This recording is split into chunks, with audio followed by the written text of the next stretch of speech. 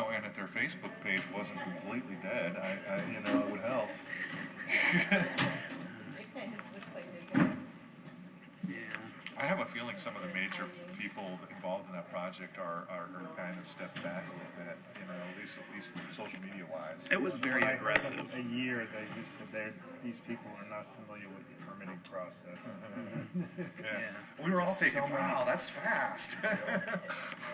I know. At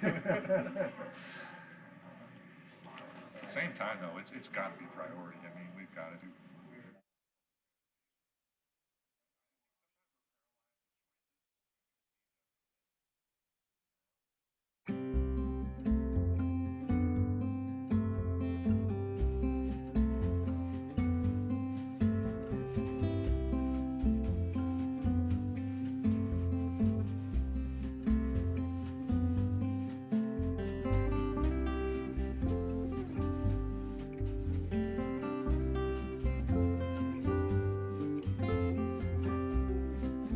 All right, today's meeting of the Environmental Advisory Board is called to order on October 16th. Welcome, everyone. The members of the Environmental Advisory Board were appointed by the City Council. We serve voluntarily, and the board's objective is to provide citizen insight to the City Council and staff on environmental activities within and affecting the City of Clearwater. Agendas of today's meeting are on the wall at the entrance to the City Council chambers. Please remember to turn off your cell phones and electronic devices.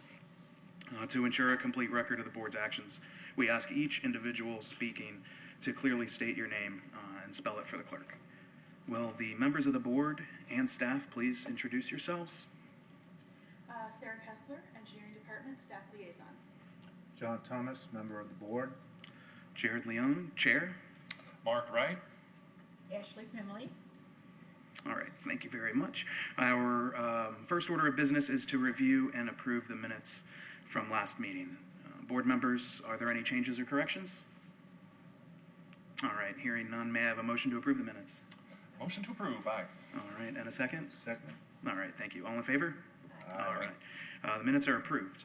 We'll move on to citizens to be heard about items that are not on the agenda. Is there anyone here to speak about anything that is not on the agenda? Please come forward and state your name for the clerk. You will have 3 minutes to speak and about anything that's not on today's agenda.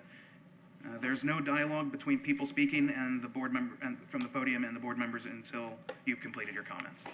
Thank you. Elizabeth Dreyer. In my address? No. I am here because I'm a candidate for mayor and I'm a former member of this group. One of the things I'd like to see happen in Clearwater is for the Environment Advisory Board to have veto power over CDB development decisions, because I don't think there's been nearly enough consideration of environmental impacts when the city's made decisions to allow development or change zoning to allow for greater density. So I wanted to let you know that and find out from you, if you're allowed to tell me at this meeting, what kind of standards you would need in order to make those kind of determinations. Are you done with your comments, or is that? Yeah, oh, that's okay. it. I will have to defer to Sarah on that. I don't believe we have the power, any powers like that. Right. Legislative As powers. currently assembled, you do not have any of those powers. So that would be something that would have to be, the clerk would have to tell us how we'd have to go through that process. If that's something that came about, the city clerk would have to let us know how we could do that. Yeah, that would require an ordinance or some formal change in procedure on the part of the city, but what I'm wondering is, because you all obviously have a background in this area, what you would need to see in terms of a rubric or set of criteria to make decisions like that. Yeah, and I don't know if you're prepared to talk about that. I don't think we are, but I think that is something that, like Sarah said, would have to come from the city clerk in terms of how that process would go about, and then how that process would work with us moving forward in terms of what types of projects would come before us and how that would work moving forward with those, if those projects go in front of a city council, or what other type of board or authority that they have to go through. So I think that's one of those issues that there are other people that are paid that work at the city that know the answers to that may not be here today, that could provide those answers at a future meeting, or we can get your email address and try to forward you information as we get it available as well. Would that be? And certainly at the year end, we make our recommendations and hope for the city to follow in suit in those recommendations. Right. I'm talking more about specific projects. Well, once you have a specific project and there's a proposal, it's usually a scoping analysis of, you know, what would be the scope of environmental study for a particular project. And out of, you know, a preliminary or, you know, a design that's at a conceptual stage, a scoping document, so that the, you know, whoever the project proponent is can then incorporate their studies as they move forward through the design process to address the environmental issues that would be pertinent to that particular project and its nature, location. You know, could be a myriad of issues that would be involved, but it's a scoping process, study, and then a whole series of reviews, I think, would be, you know, come out of that. But all focused, as you note, on the environmental matters.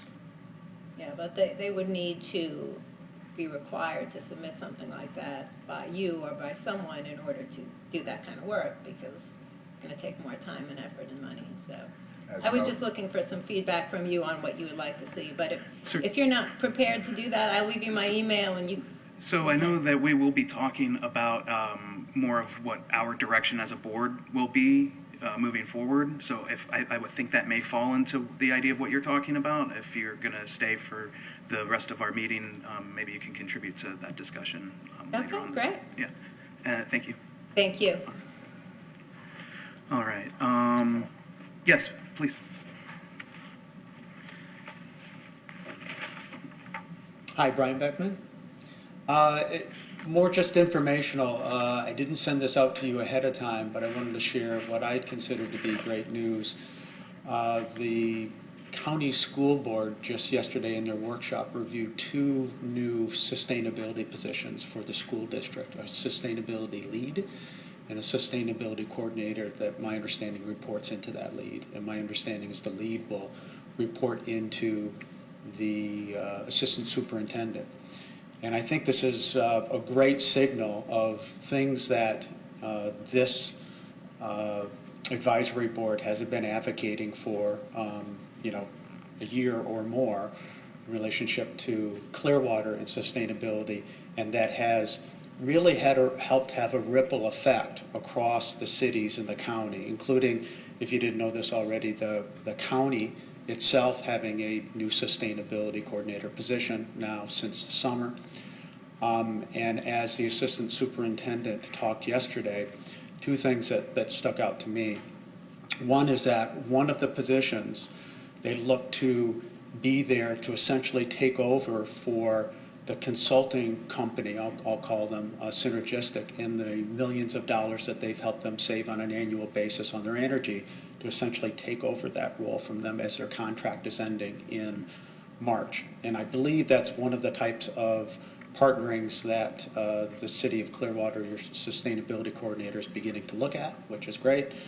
And then, what was the second part there of the important piece? It's not just considered or concentrated on energy.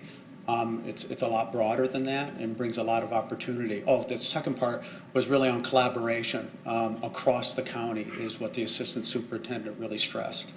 That has already begun. If you didn't know, Ready for 100 cities in particular are collaborating with one another. That includes Safety Harbor, Largo, Dunedin, and some cities like Clearwater that have sustainability coordinators are collaborating with one another, as brought together. I'll point to the Safety Harbor City Manager that has helped initiate that to make that happen, and including the county and the Tampa Bay Resiliency Coalition Sustainability Coordinator as well.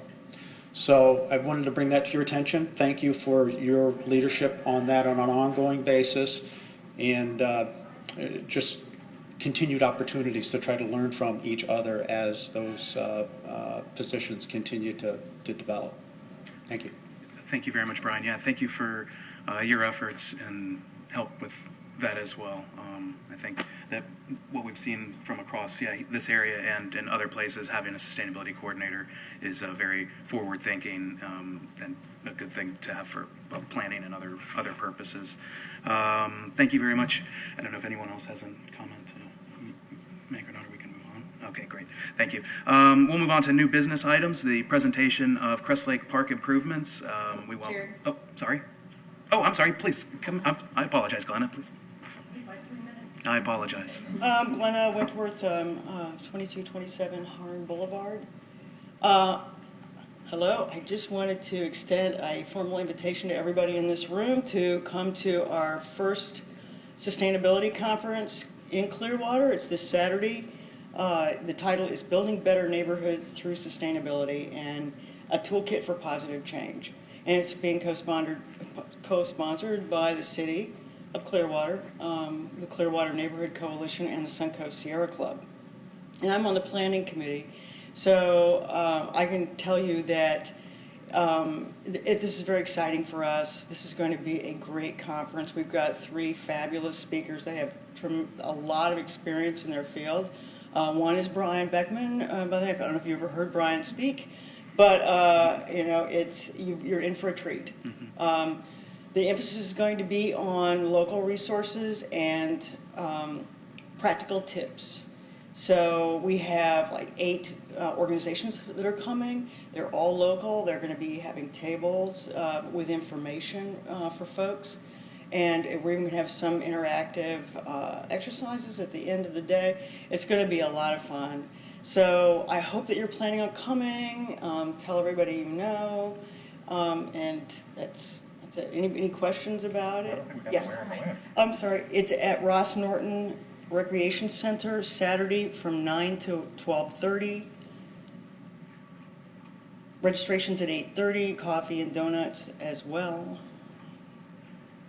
Yeah, I had that listed as one of my little announcements at Oh, the end. did Thank you you have it very as an much announcement? for mentioning it, Glenna, and thank you for organizing it and helping put it together. I hope that it's something that we can continue to see things like this in the future, and perhaps at other rec centers or at however revolving a time frame or however it may be. But Hopefully I this think will just be the first. Exactly. Yeah. Thank you very Thank much. you.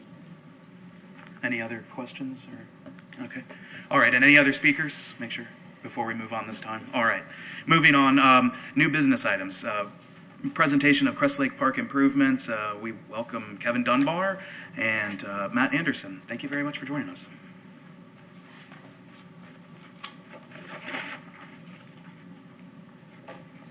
Good afternoon, Board. I'm Matthew Anderson, Landscape Manager in Parks and Recreation Department. I oversee the Urban Forestry Department. I'm also a certified arborist. Actually did the tree inventory for Crest Lake Park for the project. It's a requirement for every project to have an inventory done. And what we're doing during an inventory is assessing the condition rating of each tree in the park.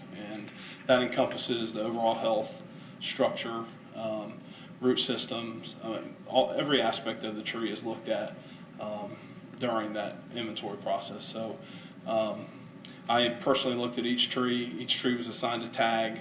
There was 646 total trees in the park.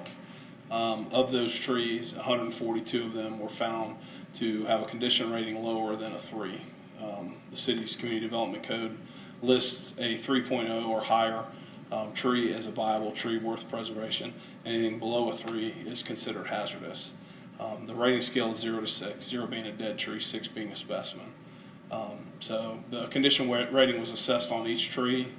We affixed an aluminum tag to it, which coincided with the site plan, essentially that allowed anybody that wanted to be able to take that site plan, that inventory, and go out and identify the trees and the different issues that each tree had.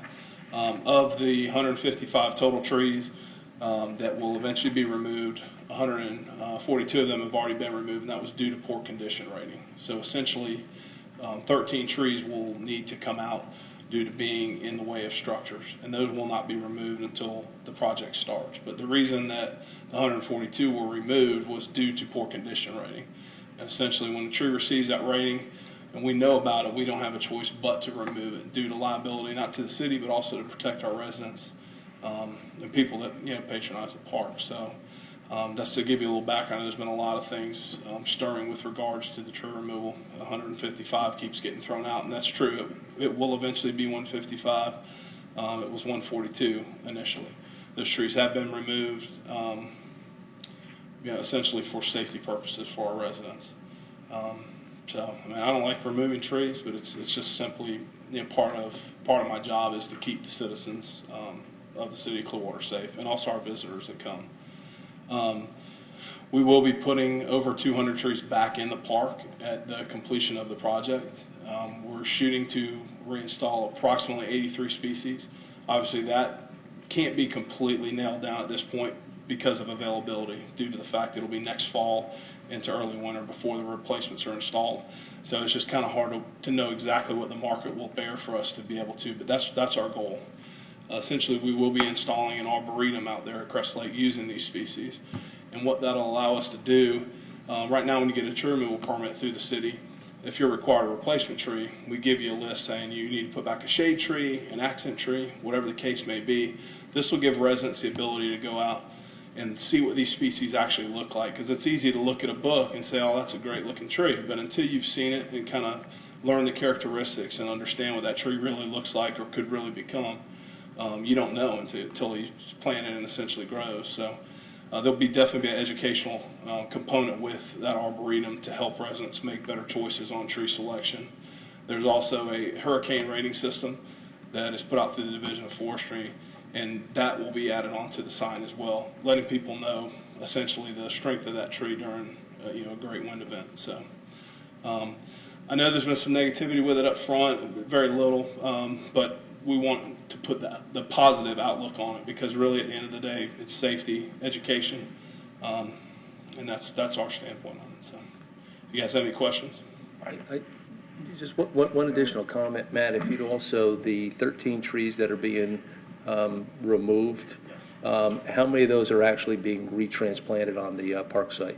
We're hoping to move 6 of those trees on the park site. We say removed initially because it's easier to say, hey, we're going to remove these trees, and if something were to happen during the transplanting process that they died, or simply they just were not able to be transplanted due to weak root system or drought stress having to kill one, we're covered in that sense. We don't want to say, hey, we're going to transplant them and not be able to be in that situation where we weren't able to live up to what we said. So we go ahead and just put them in removal, and the code reads that way. When you transplant a tree, you get a tree removal permit because you're essentially removing the tree from the location that it's at. So. All right, I have 2 minor questions, really. Sure. Well, one, what's the age of the replacement trees? You're taking out trees that are several hundred years old, I assume, and replacing them with what age tree? Varying on the size and species. We are trying to go back with code size replacement trees for the trees that we reinstall. And that on a shade tree is a minimum 10 feet overall height and a 2.5-inch caliper. And that's going to depend on the species because of the native species.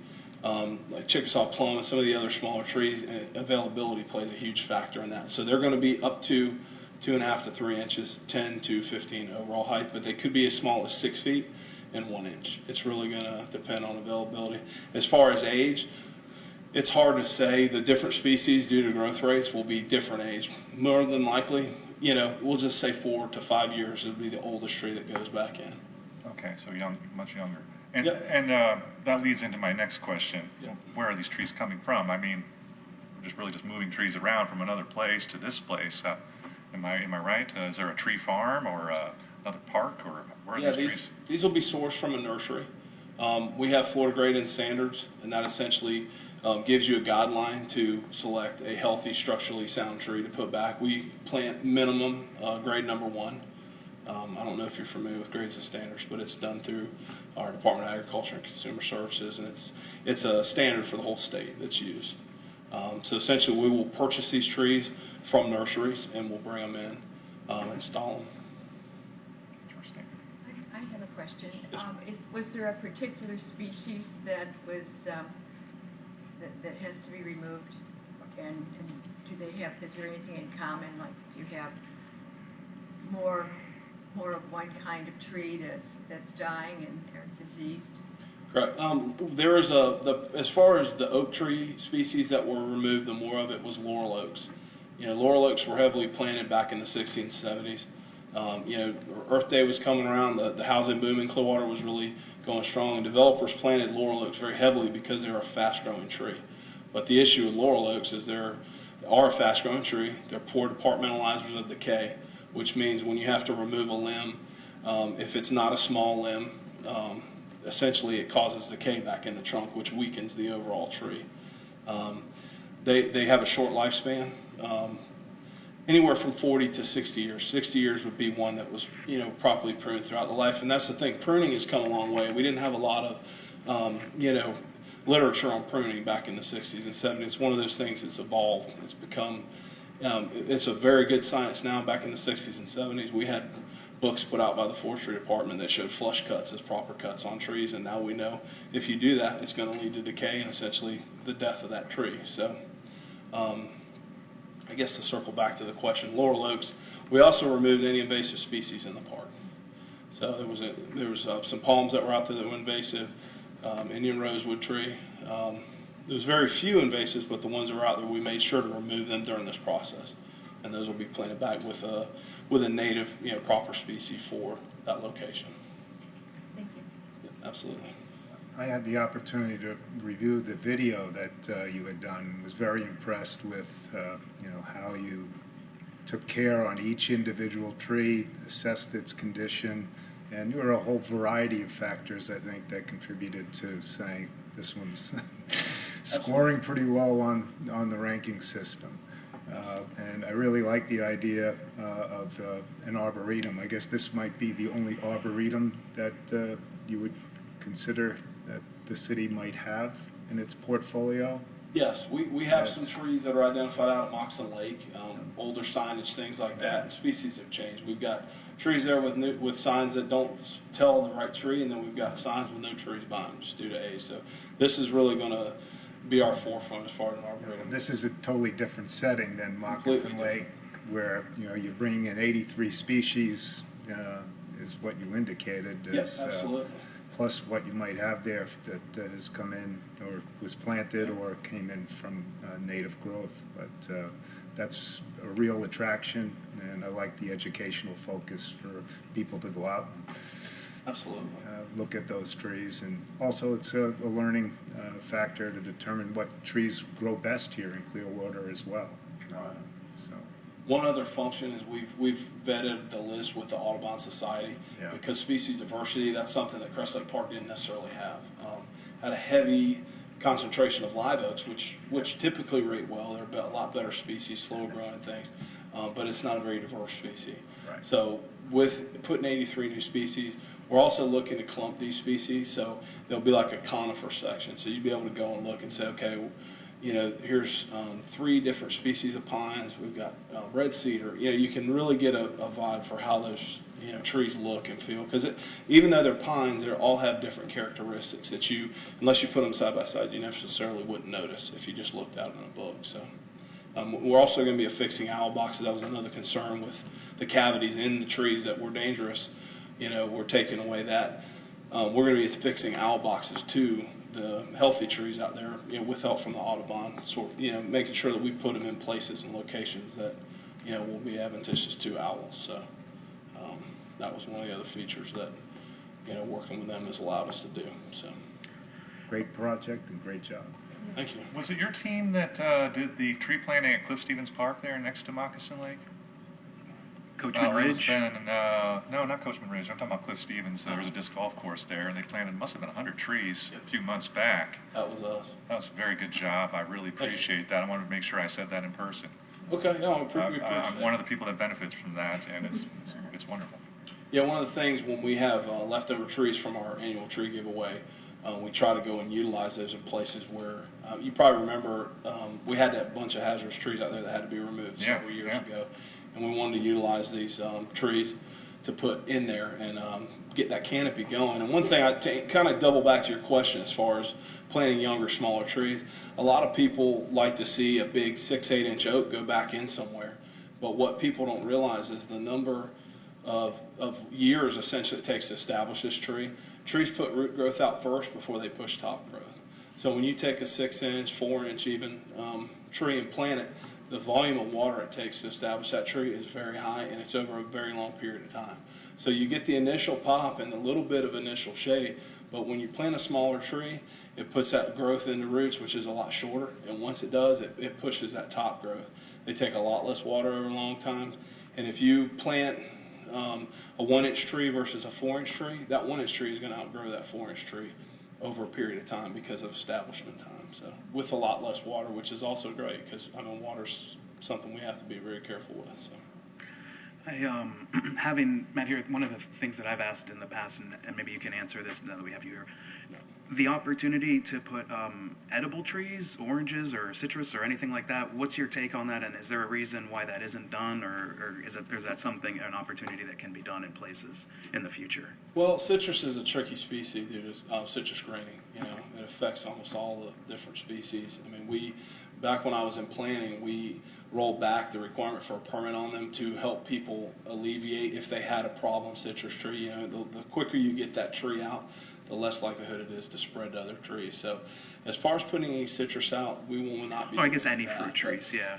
We will. We're going to be putting a lot of species, not necessarily for the fruit, but to show people the potential for fruit in their yard.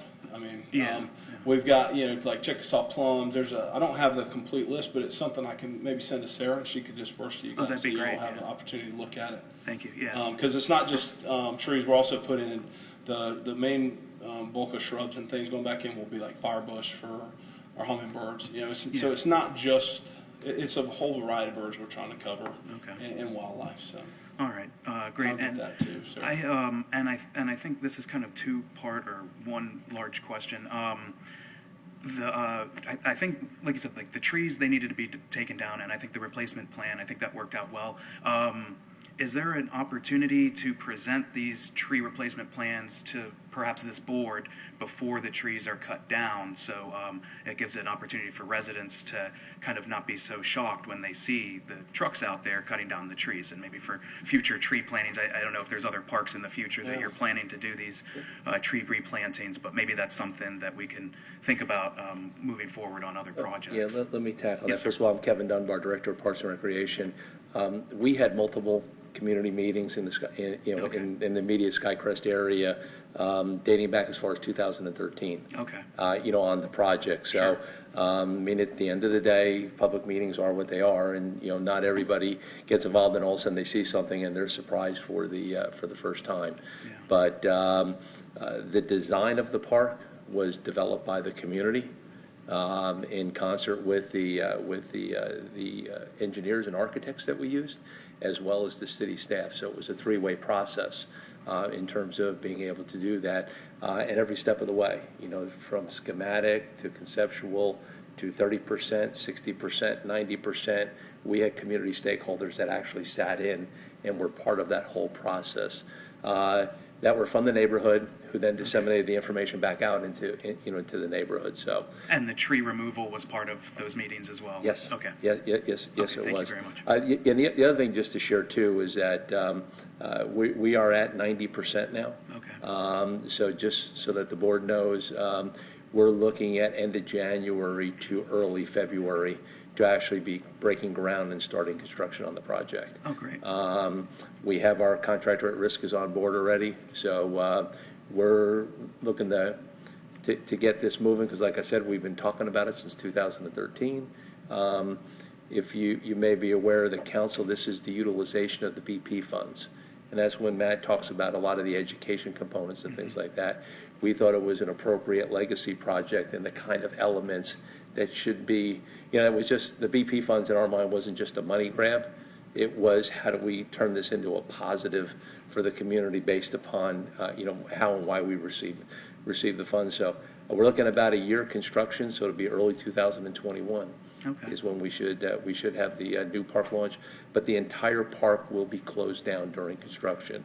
That includes the dog park also. Oh, okay. If we were to leave like an element like that open, it was about $250,000 more for staging, and so we'd rather put the money into the park that way, so. Okay. Thank you for the update, Kevin. Thank you. One other Yes, thing sir. to add too, that would be pertinent for you guys' information is, currently the stormwater goes directly into the pond, and there's actually, rain gardens with another, potential. I don't know exactly the signage on that, but, to sort of explain how a rain garden works as far as filtration of, not only, trash and debris that would normally float in, but also some of those, heavy metals and things that, will be filtered out through these ponds before that water reaches Crest Lake, because currently right now it goes straight in the lake, and these rain gardens will help filter that. So there's another potential for educational component with that. So. Okay, great. Great. Does anyone else on the board have any questions? Anyone from the audience have any questions? All right.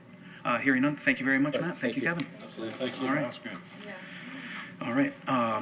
Moving on to our next item, presentation on the storm utility fee from Roger Johnson. Thank you. Nice to see you again. Yeah, been a year. Yeah, yeah. Let's see.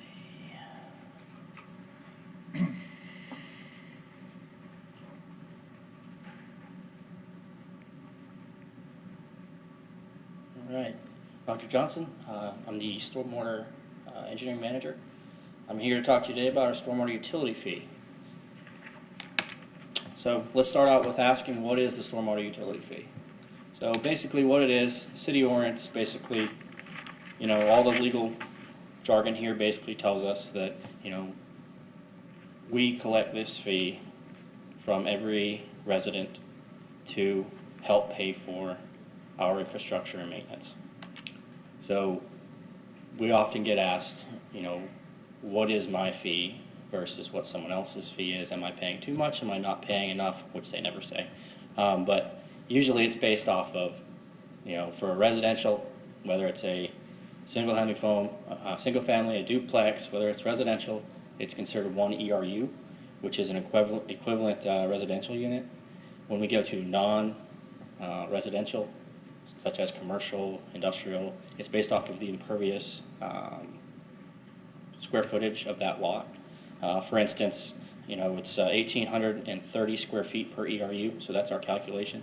So if you have an 18,300 square foot lot of impervious, basically when you divide that out, you end up with a 10 ERU. Multiply that by the stormwater utility fee, which is $14.87 per ERU. That's your monthly fee. So that's how it breaks down. I just want to kind of go back to what it is and how we get there. And now we're going to talk about what it actually funds. What are we doing with this money? More importantly. So this fee basically, it helps, stormwater utility fee funds our stormwater maintenance. So we have 42 full-time employees in our stormwater maintenance department. They're responsible for our street sweeping. We have 265 miles of road that get swept on a scheduled basis, depending on where it is. If we're on the beach, obviously a lot of Santa Cruz there, so we're probably going to sweep there more often than we would somewhere in countryside that doesn't have a lot of leaves. So we have some sort of schedule worked out, and those 265 miles are on a cycle as far as the sweeping. Stormwater asset inspection, we have crews that go out and make sure that the pipes are clean, the stormwater system is functioning as it should. If we have residents that are concerned that water is backing up in the street, these are the guys that we call, and they go out and they make sure that the system's clear, there's not a lawn chair in there or something blocking that pipe, restricting flow. What they also do is, we have outfalls on the beach that are a lot of the times submerged with water because the tides this week, our full moon tide is probably cresting some of the seawalls this week. And we have barnacles that grow in that environment. So, that is part of the stormwater maintenance contracts, is to have an annual cycle of cleaning these barnacles out of these submerged pipes so that we don't have constrictions. And I think at one point it was a 42-inch pipe that had so many barnacles there was an 8-inch hole. That's it. So the idea is to keep those things clean, to keep going back on a regular basis to make sure that they're functioning. The stormwater maintenance crews also run the pipe lining project, which essentially if we have an old corrugated metal pipe in someone's backyard and we have a drainage easement there, but everyone has built fences and other things in that area, and it's going to cause more damage to go in there and tear it out than it is to line the pipe with basically a poly liner. We usually line the pipe.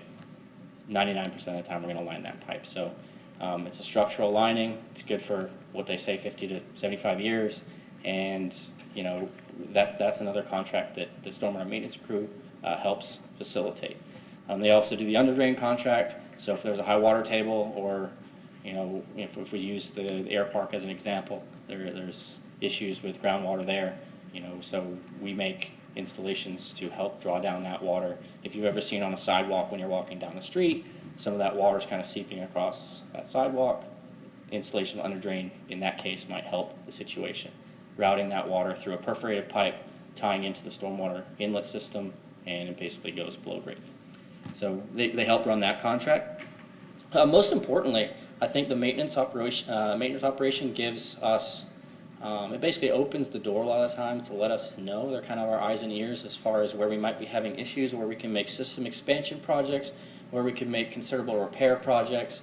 Our construction crews can handle a certain amount and scope and size of a project. Once it gets to a point where it's not feasible for a crew of 6 people to do it, then obviously engineering comes on board and we try and make a bigger project out of it. And that's when the stormwater crew down at MSB kind of kicks in. We have 10 employees and 1 intern, 6 in engineering. We have 3 environmental and 1 inspector, as well as our intern. So this engineering support, these people, which are paid, again, much like the 42 in the stormwater maintenance department, are paid directly from the stormwater utility fee. So the funding that we are collecting per ERU is helping fund these positions, such as, you know, our engineering support for land development. Every time a permit comes in, you know, we have really 2 staff members. We have a land resources person that's going to look at it for general engineering. We also have a stormwater person, and most of the time Sarah will look at it too as an environmental and kind of take a look at it, make conditions, make comments, make sure that they're doing things per the city standard. We also have staff that attends the BPRC, we have the DRC, CDB, we have representatives on staff that handle the engineering side of things, which is looking at stormwater environmental aspects. And that's, again, paid for by this stormwater utility fee. We also have right-of-way permits that come in. You know, we all see those, our outside utility companies go and putting new fiber everywhere. So we are the keepers of the right-of-ways engineering, so we are responsible to make sure that those facilities are going in the appropriate locations. For example, on Druid Road, we've had an ongoing project there for a very long time, and contractors have been wanting to install new fiber down the south side of Druid, behind the high school, and it's not the best place for it when they're going to be digging and putting handholds there if we are going to be digging that up and putting a 60-inch pipe in a brand new storm system. So talking with contractors and coordinating things, making sure those facilities are in the right place, that's another thing that this team is responsible for. Again, we have inspection services. We have 1 inspector on stormwater staff. He basically makes sure, he runs our stormwater projects. We have help from other inspectors too. But, you know, we want to make sure that, you know, everything is being built, you know, by the city projects, is being built per standard. We also do utility inspections for the private developments to make sure that they're meeting their standards. And once that building permit closes out, they can't close out without getting a final inspection from one of our staff members to make sure that the stormwater system is installed per plan, the as-built match what was actually given to us. So that whole process happens. That's the engineering support the land development provides. The environmental side, Sarah's our master environmentalist over here. She basically deals with a lot of the federal, local, state environmental permit requirements. She's our community rating systems, our CRS project leader. She also deals with inspections and compliance.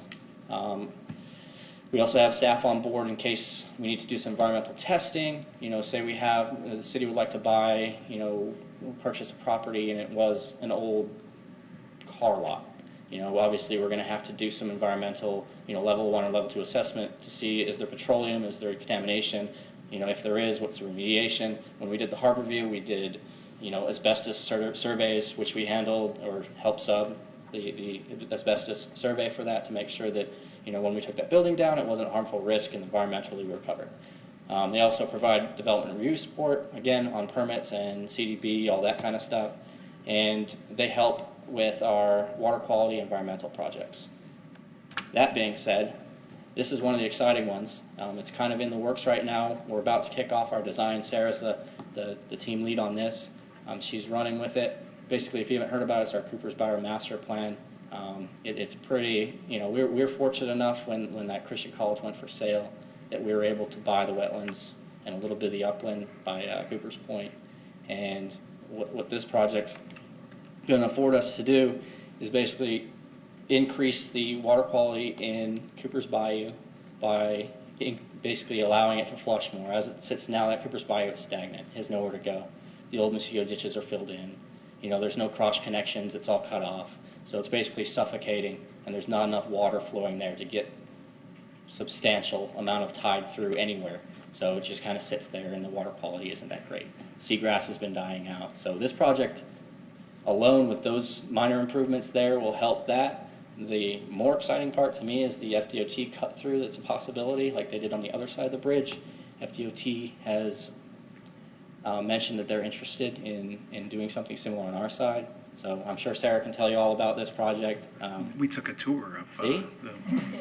So it's very exciting project. It's a pretty good one, yeah. Yeah, we don't get these very often, so I'm glad Sarah's a project lead on it, and she'll make sure that we... So when does that start? Oh, goodness. I think we're in the pre-design stage. We're working on an RFQ to get a design firm to help us with the design plans. So the RFQ will probably be done after the first of the year. So we'll just start design after that. Yep. Other than that, we have, you know, our regular stormwater folks. We have basically 6 plus an intern that work directly on building plan reviews, our developments. We also have, obviously, a lot of our job is responding to citizen concerns. If someone sees something or there's an issue with a system, maybe they just have a random question. You know, a lot of our time is designated to responding to, providing engineering support and responding to our citizens' concerns. For instance, you know, if there's a subdivision that's being built and it's impacting someone else by cutting off drainage that was historically going one way, we have to look at it and say, okay, well, you know, how can we help this situation? You know, what is our role here, and how can we help facilitate? And sometimes it might just be walking people, you know, taking them off the ledge a little bit and, you know, calming them down. The other half of it is actually finding solutions. So, you know, that's a lot of the job that we do up here. The meat and potatoes of us is our flood protection, water quality, system expansion projects, and our repair projects. So the meat and potatoes of what we collectively do as a group is the project work. And that's where a lot of the funding source from the ERU calculation and our stormwater utility fee goes to fund these projects, the design of these projects, the implementation of these projects, and obviously the maintenance once it's complete. So if we want to go through, I'm just going to go through a couple examples. I know I was up here last year talking about Hillcrest Bypass. That's one of them that's in here. But I'm just going to go through a couple that we've done, that we're doing now, and we're planning on doing here pretty shortly. Great. Glen Oaks, I'm sure you guys are pretty aware of Glen Oaks. That was a heck of a project. It was way before my time, before I was here. I wish I had a project like this where I could take, you know, that contributing area and make that big of an impact. Basically took 33 homes out of floodplain, tons of water quality components there.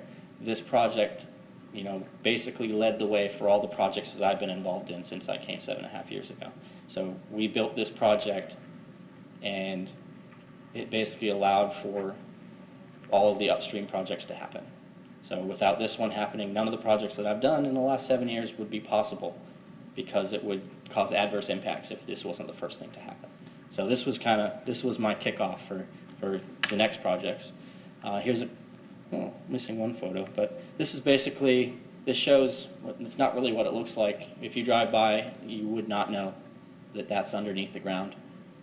It's basically a giant concrete retaining wall with labyrinth weir. Ooh, there it was.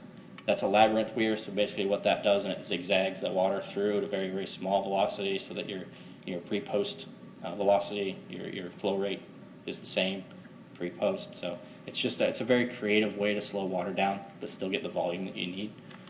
So this one was pretty awesome. Hillcrest Bypass, I talked to you about this last year.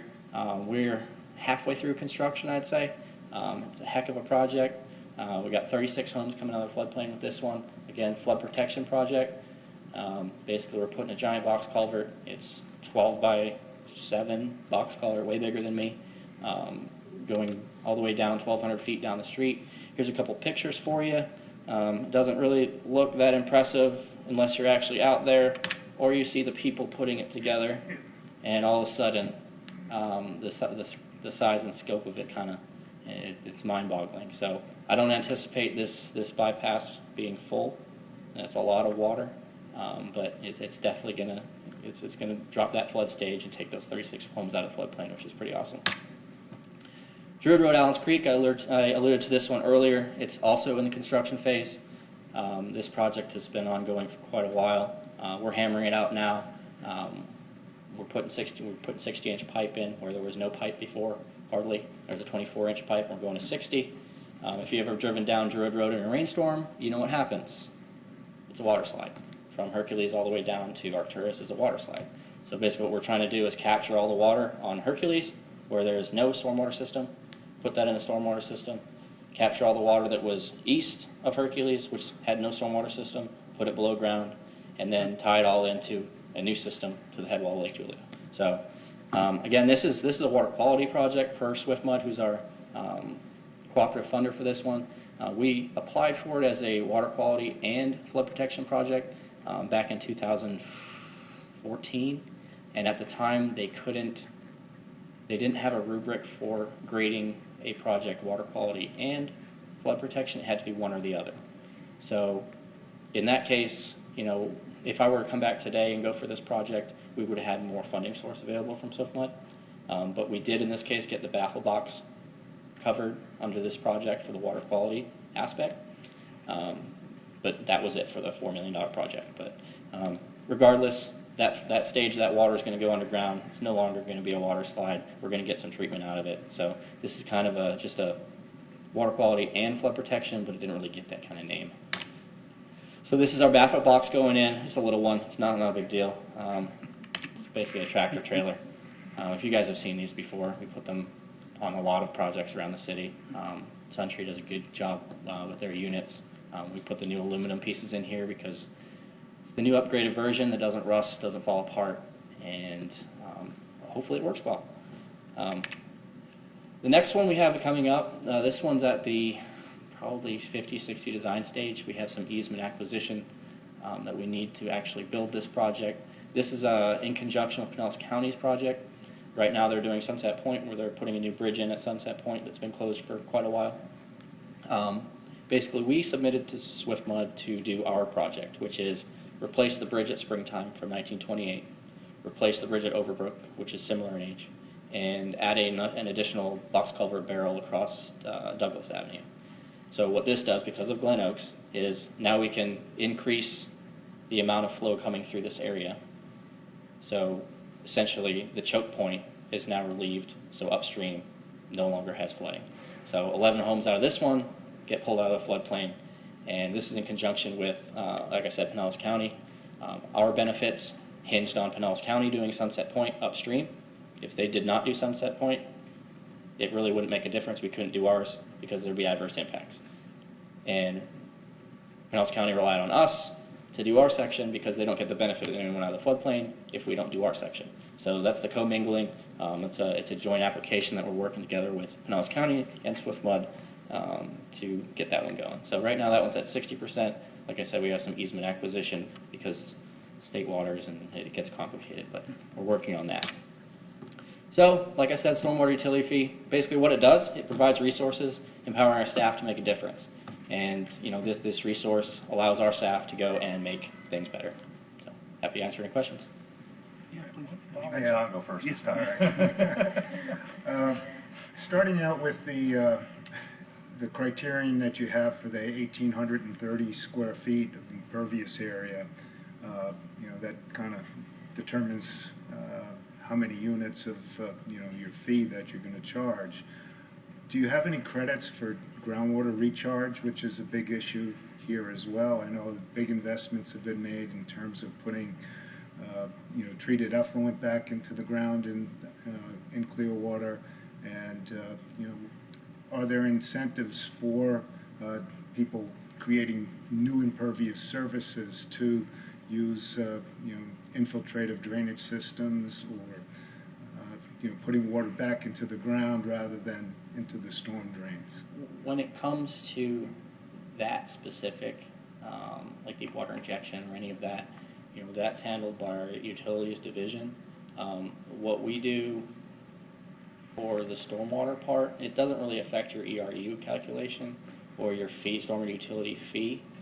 Say you were a developer and you wanted to build a new subdivision, or you wanted to build new condos, and you're required to have treatment attenuation volumes per our regulations for the entire site of that new development. What we allow is, if there was something on that site previously, like a parking lot or a building, we would count that as 50% of the area impervious would count towards that volume. So you get some sort of credit when it's that redevelopment criteria. If you were using, we've actually gone on a limb a little bit and changed our criteria for alternate methods, like pervious pavers. I'm open to different new technologies, as long as there's basically a specification that says that this is how it needs to be built, this is how it's built, and there's a maintenance plan involved with it. Because sometimes when you install those type of things, they kind of get installed and forgot about, kind of like cleaning a vault out. It doesn't really happen. You just install it and no one ever cleans it. So that maintenance plan and the responsibility is part of it. But we're open to new things, and we're open to discussions as far as our criteria and the impact of that. But when it comes to the ERU calculation, we don't offer credits for that at this time. To me, it makes sense to have some kind of incentives to have people looking at infiltrative drainage, and whether it's lesser money on the fee or some other way of encouraging that kind of engineering solutions to be evaluated during the process. That's a good point. Another question I had or comment is, when you're taking these properties out of the floodplain, are you affecting the FEMA map changes that go along with that, or is that to the homeowners then to have to deal with? Because the map change process is not the easiest one with FEMA. Don't we know? So the intention was, when we did Glen Oaks and we do all these other projects, we didn't want to keep going back to get maps done, get maps adjusted. The idea is that we're going to basically finish these projects and then try and adjust the maps accordingly. I'm not sure what the logistics of that are at this point. I know it's a very complicated process. I'm hoping every homeowner's not going to have to go through that. I'm hoping that we'll help that effort. Yeah, I'm sure those homeowners might be paying some substantial flood insurance premiums, and there's certainly some Yeah. and That's why we're doing benefits it. to be realized, both for the residents and I think the city. But I think that's something that needs to be incorporated in those projects, if at all possible. I know I've gone through that FEMA map change process. I know what And it of course, entails. It's not easy. when we're out doing these projects, they're not like we're having campfires in the backyard and it's a great time for everyone. It's we get in people's business, and we're there for a while. So if we can, half of selling the project, not only that we get to take people out of the floodplain, half of it is saying, what, we're doing these to benefit your neighbors and yourself. Right. So I think that's a responsible thing to try and continue to promote. I can just put 2 cents in there. So we're working on a map change on Alligator Creek, which we didn't, none of those projects we talked about in Alligator Creek. So right now, we have applied to FEMA, and that is a significant map change. And so we are requesting, we're not asking a homeowner to go and change their little map. Like we've done the engineering for it, and so we are presenting that to FEMA and working on that process. Very lengthy, multiple years, like working through that. One reason, and Roger alluded to it, that we have not gone to map changes for every single project is so many of these projects rely on each other. And so it's like if we just did Glen Oaks, the impacts, positive or negative, that we had at Glen Oaks, if we just did that, we would have to modify it again because of the Hillcrest project, because it changes things along the way. And so by waiting until we have the entire chain done, we make it so we only have to do it once, as opposed to modifying it every time we have another project. And so that's one reason. So the other thing Roger mentioned is I am the CRS coordinator, Community Rating System, which is under the FEMA umbrella. And so we get additional credit savings from the National Flood Insurance Program. And so I do take those 33 homes from Glen Oaks, that project, and apply it to that program. With Cape Hawk Park, which again is on the Alligator Creek side, that's been done for quite a while. We took 254 homes out of the floodplain and turned that into a big park, and so we got additional credit for that. And so all of these projects get credit through the community rating system, and that helps all residents on their flood insurance rates. So we do that part of it as well. Is there a timeline when that request to FEMA will be done, when these projects kind of all are at a point where you would say, is it like a 5 to 7 year thing, or further out than that? No, we don't have a specific. Okay. I would say we're getting close to the end of when those projects. Depends on what watershed, but yeah. Yeah, It's gonna be with Stevenson Creek, I think we're getting towards the end of the number of projects that we have. And so I think that would be. So that one would be sooner than some of the other projects that are different watersheds. Well, to be honest with you, we've had the stormwater utility fee for quite a while, and we've taken some hits because our stormwater utility fee was relatively high compared to other municipalities throughout the state. But our system is the way it is because of this, and we were able to do. We did watershed master plans for each watershed, which basically identified our Glen Oaks, our Cape Hawks, where we could get these wins, where we could pull these people out of floodplain. So in doing this from 20 years back and building these projects out to where they are now, we've got all the low-hanging fruit. I hate that term, but we have all of the big projects in line, in construction, if not nearly in construction at this point. They're identified in those original watershed master plans. So, the end is near, but there's always room for change. But I think when we finish a segment in that watershed is the appropriate time to make those map changes. Get a lot of support from the residents and some very happy faces, I'm sure, when that happens. Yeah, I for one am very excited about the work I've seen done along Alligator Creek coming up to alleviate a lot of the flooding along there. My question is, when does the price go down? Does this have an end? That's what everybody really wants to know, is when do I ever get a lower rate? When am I going to line up with everybody else? Well, everyone's lining up with us. We're not lining up with them. Yeah, it never goes down, right? It always stays the same or goes up. Blatantly honest. Tampa is going to be more than us. St. Pete is soon going to be more than us. They're trending because we've had 20 years of this, and our infrastructure is in pretty good shape, that we don't have the need to raise our rates considerably to make up that differential. And then, this year, our rates staying the same and then staying the same next year. So, the way that structure works, we basically have someone that does a rate study for us every year to determine where the needs are. Originally, without getting into a lot of detail, there was some political pressure and some regulations that might be coming down the pipe that we wanted to be ready for. If we had to start doing, stormwater treatment facilities, how are we going to fund that? How are we going to do that? How are we going to plan for that? So I'm not going to say that our rates are going to go down. Our rates are where they are because that's the sustainable rate for our infrastructure. So I would anticipate other municipalities meeting or exceeding us to catch up and to maintain their infrastructure. So at best, it can flatline for a while then? As these It's projects are being completed? It's dependent just the off need of the analysis. But, like I said, things are the way they are because we were proactive. Does anyone else have any other questions? Well, other than little, like when Sunset Point get done, that kind of thing, Yeah. You think Druid's a water slide, go down Sunset Point during a rainstorm, that's a water Right. slide and a half. Like I said, we're not having campfires in the backyard. Yeah, yeah, It's a short-term thing for a long-term, at the end of it, it's totally worth it. You've done a wonderful job with some of these larger projects, the Cape Cod Park, Glen Oaks, to make viable parks, people spaces, and, wildlife habitat, new wetlands. That's a great job.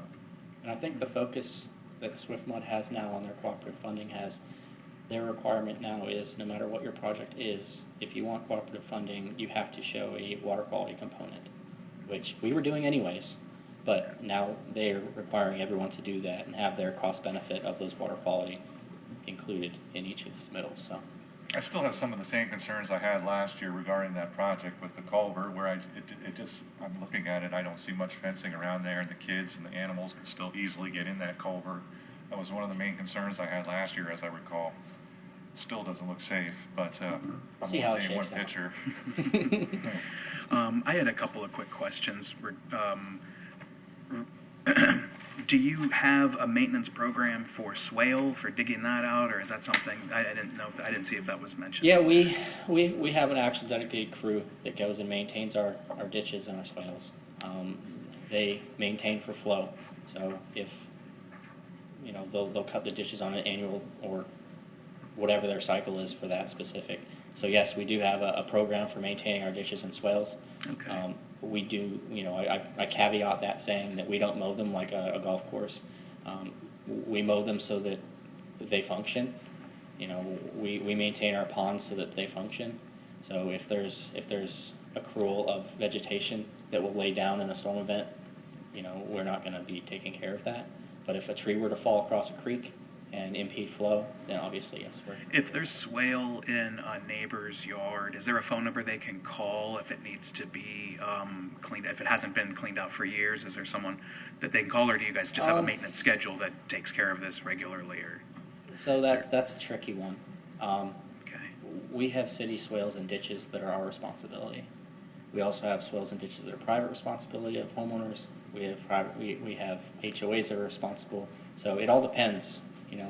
Typically, the phone calls come up to us, and we determine, if it's use of city resources to maintain that. If it's county, I'll call the county and say, hey, we got a phone call. So we all work together to try and figure it out. Sometimes the answer is yes, we'll be out there and on a quarterly basis. Sometimes the answer is, I'm sorry, that's a private one. I wish I could help you. But, Okay. that's kind of how I have to handle those. And then you mentioned relining the pipes. You mentioned as far as in some cases where it's impossible to get back there and redo them. What is the material if you are going to redo them? Do you use corrugated metal, or is it concrete that you? The pipe that we actually, it's an interesting process. Not just if you're going not to reline it, but if you're going to actually replace those lines where they have problems. What is the replacement? Typically, it's concrete. Okay. We're open to an ADS or a poly if it's in a non-traffic bearing area. But typically we like concrete because we know that it works. Again, just like anything else, I'm open to new products. I'm open to being a little bit more progressive if there's some available product there, but it needs to substantiate being there versus something else. Okay, and then one last thing, sorry, and I don't know if this is something you can help answer, if it's a dialogue between different departments, but and I think we see this during large rain events, that the sewer, like the Marshall Street plant, there's just too much stormwater that somehow leaches into the sanitary system. Is there a program that you guys are working to try to identify where this is happening, or how to reduce the water that just this kind of, I guess, for lack of a better term, leaching into there? I haven't been directly involved in it, but it's my understanding that we've had an I&I problem, or project, which is basically an infiltration project, where utility departments installed, if you have a manhole in the middle of the road and the rim is leaking, when it rains and stages up, that goes into the sewer system. So they're putting pans on those, seals on those, new manhole covers. They've done a bunch of smoke testing. They've made repairs, lining contract for them as well. What they'll do is they'll line their pipes. Say they have a void or something in that pipe. They have a liner contract just like we do. But they'll throw a liner through there so it's no longer taking that stormwater. So there's been a lot of measures taken in that INR project to try and bring things up. For instance, your clean out in the front yard. We've done a ton of clean out replacements. To make sure that the right clean out is there, and the brass cap is put on it, and if it starts raining, that the resident doesn't go out there and just unscrew it and then it goes into the sanitary system. So there is a program. It's been working. It's still happening now. Okay. All right, thank you. Are there any questions from the audience? All right, hearing none, we will thank you. Oh, I'm sorry. Yeah, please step forward, Elizabeth, and state your name for the record. Oh yeah, this. First of all, congratulations on avoiding a lot of the problems other Florida cities have had with sewage overflow for Clearwater. Appreciate that. I was wondering what impacts you've seen from the construction of the new medical school on Cooper's Bayou. We haven't seen any impacts when it relates to that. They're a self-sufficient unit. They're required to have stormwater treatment attenuation on site. They have their own sanitary sewer system that goes into a pump station. So they're self-sufficient. I don't see any issues at this point with that development as far as meeting the regulatory requirements or discharging anything that they weren't previously doing. So they've done a good job to make sure they built the right thing for us. Is anyone monitoring the wildlife? What's going on with? I don't know. Okay, thank you. Thank you very much. All right, any other speak? Okay. Then we will move on.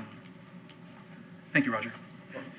We will move on to item 4.3, prepare our presentation for the Environmental Advisory Board to City Council in December.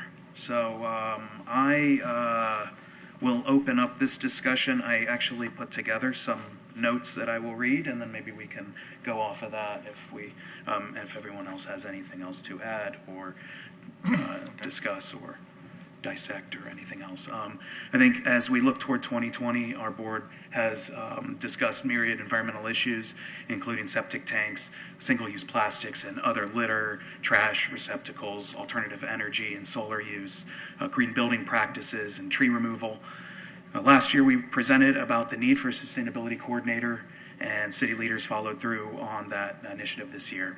The EAB discussion on single-use plastics and polystyrene over the last couple years led to a resolution that City Council passed. We hope that that also leads to further action eliminating these items at city special events. But we serve as an extension of the City Council, and our objective is to provide citizen insight to city leaders and staff on environmental activities within and affecting the city of Clearwater. And it's a fairly broad yet narrow focus. I think what we want to do is look toward what the role of the Environmental Advisory Board is, and at what point should city projects come before our board? Is there a requirement for them to, and what impact do we have, or residents have as well on projects or environmental issues if plans are already in place or projects are already near completion? Perhaps this takes the shape in the form of staff developing parameters to review appropriate projects at the 60% phase. A team that goes over these could include the sustainability coordinator, a representative from environmental engineering, and stormwater engineering could determine which projects would come before our board. I think we've had an engaged board and an engaged group of citizens who provide valuable insight. And as resiliency, sustainability, and quality of life issues related to the environment continue to the forefront. Our board should be receptive, flexible, and considered a valuable partner as these projects and plans move forward. And as the city continues to work on and tackle large capital improvement and other projects, let's consider how our board can contribute to make Clearwater bright and beautiful. So with that, I open up the rest of our discussion to how we'd like to, and what we would like to present to council, but that's kind of where I'd like to see our conversation go toward, so. Oh, boy, I have nothing to add to that. That is wonderful. All right. So, yeah, John? I think, one of the points that Ms. Strayer brought up, about the scope of environmental reviews for larger projects within the city, is an important issue. I know the development code goes, a certain distance to provide evaluations, but there may be, a better way to address broader scope of environmental issues and encouraging some of the green design initiatives, some of the lead criteria perhaps, and from the whole host of issues from transportation, air quality, water quality, looking at if there's wildlife habitat issues, we don't have that many true green spaces, but there are issues that certainly dependent on the site's context and what the proposal is, may warrant some investigation of things that aren't specifically identified in the present codes. Yeah. I mean, the only thing I think maybe we didn't cover there in that thing, there was the special events that we have going on and how we've talked. I know Mr. Beckman over there has spoken before about more recycling at these events, no styrofoam, and eliminating a lot of these things. Making the permit process for special events include questions about that and requirements for recycling and eliminating single-use plastics and things like that as part of the special events permitting process. That was the only other thing I might add to that. Yeah. I think that's very important. Yeah, I think when we talked about that in the past, that was one of the things we wanted to make sure that the city was a leader as well, to lead by example. And I think that, John, you make a good point. There are a lot of issues, and they are in many different departments, and somehow they filter to environmental concerns at some point. And so I think for us, we want to know at what point and how does what we have to say impact some of these things. And I think that what we've seen over the course of the last, at least for a while at least, we have a lot of good input. And I think that it's a good opportunity to add that moving forward to what is being done throughout the city. So with that, I guess we can open up discussion to if there's no. One Yeah. other. Oh, yes. I guess it's one of my little Yes. projects that I'd love to see is a solar canopy over some of the beach parking lots, and do it as a pilot. Does it pay for itself both with the energy created as well as a premium parking fee to park in the shade? Yeah. And does it work? I don't know. If it does work, and I think it also really conveys a sense to tourists and people that Clearwater is doing things that are green. And I know the mayor had indicated that there's a desire to have that perception. Yeah, certainly. And I know that solar and alternative energy, and I guess as it's related to parking structures, is some of the new building construction in general, right? I mean, very well. All right. Any other comments from the board? Ashley? I'm good. Yeah. All right. John? All right. We'll open up discussion to the audience. If anyone has anything to say, please step forward and say your name. And Thank you. Thank you. Brian Beckman. Yeah, just to, I guess, echo a lot of the comments that I heard up here, there's all these opportunities, simply starting with new construction, to incorporate kinds of standards that were mentioned here, environmental standards, whether they're lead focused or in other areas. Those are ongoing opportunities, and I realize in some ways it can maybe seem too broad to bring in front of the council because they might be so large, but yet I think it's still important to reinforce that they could either set standards or, like John was saying, to start pilot efforts in some of those different areas. You know, to the point around solar, there still hasn't been solar put on a building yet or plans to do so. There's been some level of investigation, which is a great start, but it's hasn't resulted in anything yet. So continuing to advocate for those kind of things as, I guess, a continuation of some of the steps that have been taken over the last year would be great things to have the council seriously consider from the advisory board. Thanks. Thank you very much, Brian. Any other comment from the audience? All right. Hearing none. Can I just- Yes, please, Sarah. One more thing to discuss. The dates of the council meetings are either December 5th or December 19th.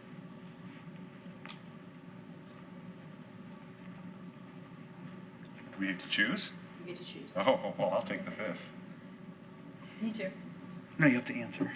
Sorry. Okay, all right. All right, yeah, the 5th sounds fine. That works. All right.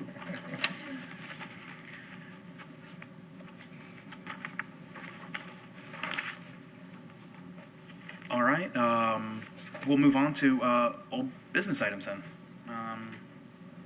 Anything, Sarah? All right, director's report? Is that you too, Sarah? So at the back of your packet, I gave you a sheet there that has next year's meetings. So add those to your calendar. Same months as we've had, just the third Thursday, or third Wednesday? Is that what we are? Third Wednesday. So that's the same as this year. So if there's anything, okay, back up. I am going to try to get a couple of speakers and some information, some specifics about eliminating polystyrene, maybe single-use plastics, like what other communities are doing at special events. And I will contact a few people to see if we can kind of have a little bit of a forum in January and be able to discuss that, if that's amicable for you guys for the January meeting. Yeah. Okay. Yeah, that's great. And, one of the things in this meeting that, I had brought up the last meeting was about the littering fines and things like that. I don't know where we're going with I was hoping to have somebody report on Yeah, maybe we could the get some. status of, are we fine? Is there a revenue stream for these fines? What's happening? Is it increasing? Is it decreasing? Can we do something? Do we need to get with the state? That's a discussion I'd like to have. Yeah, I think some metrics on tickets that have been Yeah, issued yeah, for that was littering, definitely those kind part of of it. things.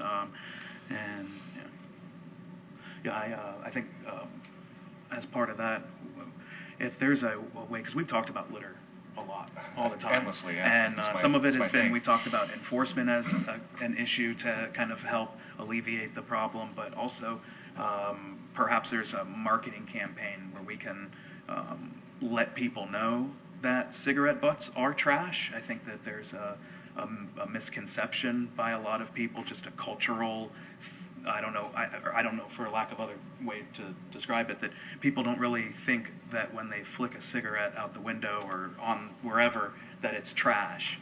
And it is trash, and maybe there's a way that we can put that out in sunshine lines or something, or some messaging that we can help kind of promote the idea that it is trash and it is worth a $500 fine or a $250, whatever that fine may be if it's seen being thrown. So yeah, maybe we can work on something like that as well for January.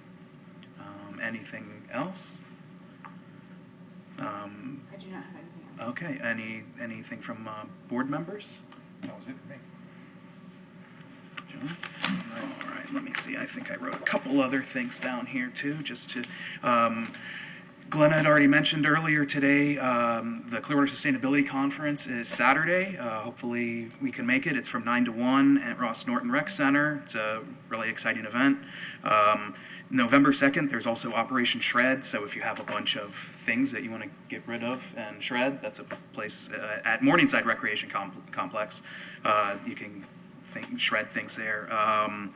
The jazz holidays this weekend, so hopefully there will be a lot of trash and recycling receptacles there that will be used, and we won't see photos of lots of garbage on the lawn when everybody's done listening to the great performers that are going to join our city this weekend. And I wanted to bring attention to cleanup that Ocean Allies and Keep Pinellas Beautiful did recently. It was October 6th, and they had hundreds of volunteers, and they collected it was 530 pounds of trash from Clearwater Beach, along an area that is fairly trafficked along the beach, and the rake goes there. So if you don't think that trash is in areas on the beach, there is trash in places where you might not even consider that it's being picked up and it looks like there isn't. So yeah, trash is a ubiquitous problem that we try to figure out solutions for.